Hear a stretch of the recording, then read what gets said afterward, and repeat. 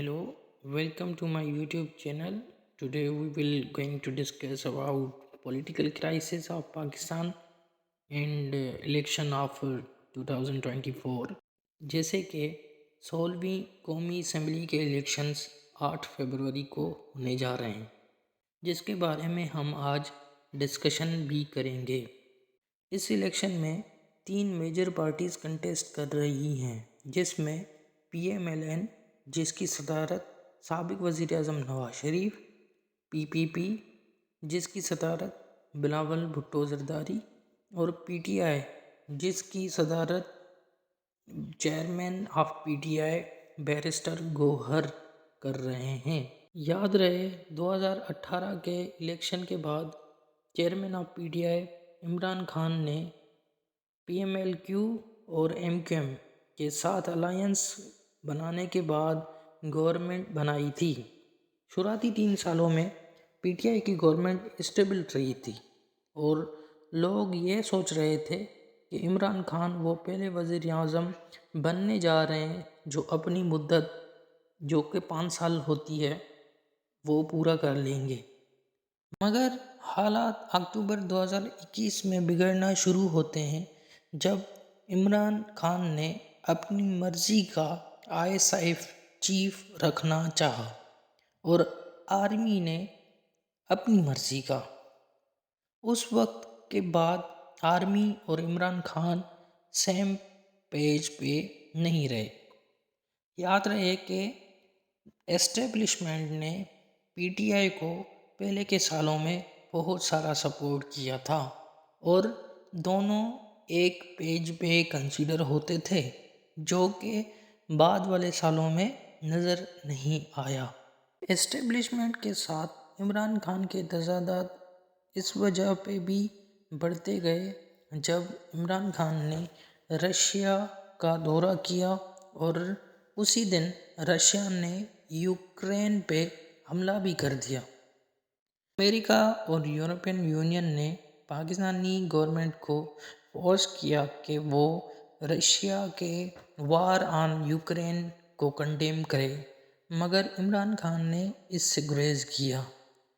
मगर सेम जगह पे आर्मी चीफ कमर जावेद बाजवा ने कंडेम किया। उसके बाद 8 मार्च 2022 को अपोजिशन पार्टीज़ के इत्तेहाद PDM ने मिलकर इमरान खान के खिलाफ नो कॉन्फिडेंस मोशन कौमी असम्बली में पेश किया। तब के प्राइम मिनिस्टर इमरान खान ने पाकिस्तानी एस्टेब्लिशमेंट को उसकी गवर्नमेंट बचाने के लिए रोल अदा करने के लिए कहा, मगर एस्टेब्लिशमेंट ने न्यूट्रल रहने का फैसला किया और इमरान खान की सपोर्ट करने से इनकार कर दिया। जैसे कि 2018 की इलेक्शन में PTI गवर्नमेंट कोई क्लियर मेजॉरिटी हासिल नहीं कर पाई थी और उसको MQM और अवामी मुस्लिम लीग की सपोर्ट की ज़रूरत थी। मगर अप्रैल 2022 के बाद MQM ने PTI का साथ छोड़ दिया, जिस वजह से PTI को अपनी मेजॉरिटी मेंटेन करने के लिए सीट्स कम हो गई। उसके अलावा कुछ PTI MNAs भी पार्टी से डिफेक्ट कर गए थे, जिसकी वजह से PTI को अपनी गवर्नमेंट बचाने के लिए कोई भी साइन नज़र नहीं आ रही थी। 3 अप्रैल को वोटिंग होनी थी कौमी असम्बली में अगेंस्ट द इमरान खान, मगर डेप्यूटी स्पीकर कासिम सूरी जो कि PTI के MNA भी थे ने वोटिंग कराने से इनकार किया और आर्टिकल 5 के तहत नो कॉन्फिडेंस मोशन को फॉरेन कंस्पायरेसी करार दिया। याद रहे जब इमरान खान को कोई रास्ता समझ में नहीं आ रहा था, जब उसके कोलिशन पार्टनर्स और MQM और दूसरे अपने पार्टी के MNAs भी साथ छोड़ना स्टार्ट कर गए, तब इमरान खान ने अपनी गवर्नमेंट बचाने के लिए ये कहा कि अमेरिका की इन्वॉल्वमेंट ہو رہی ہے نو کانفیڈنس موشن لا کر عمران خان کی گورنمنٹ گرانے کے لیے، کیونکہ وہ امریکہ کو اڈے فراہم نہیں کر رہا تھا، جیسے کہ امریکہ افغانستان پہ فلی نظر رکھ سکے۔ عمران خان نے CNN کو انٹرویو دیتے ہوئے کہا تھا کہ اس کی گورنمنٹ گرانے میں USA کے کردار ہے۔ اس نے امریکہ کے ڈونلڈ لو کو بلیم کرتے ہوئے کہا کہ اس نے پاکستانی اسٹیبلشمنٹ کو فورس کیا تھا کہ عمران خان کو ہٹایا جائے، کیونکہ اس نے پاکستان میں امریکہ کو اڈے دینے سے انکار کیا تھا۔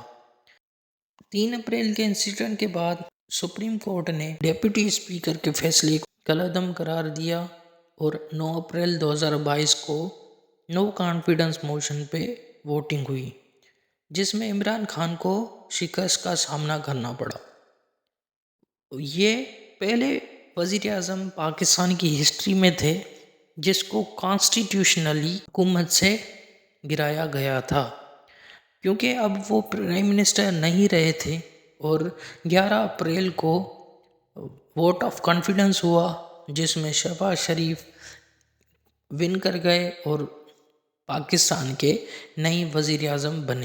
فیڈرل گورنمنٹ گرانے کے بعد پروونشل گورنمنٹس بھی کوئی اسٹیبل نہیں تھی، جیسے کہ پنجاب اور KPK میں PTI کی گورنمنٹ تھی تو وہاں بھی نو کانفیڈنس موشن آنا اسٹارٹ ہو گیا۔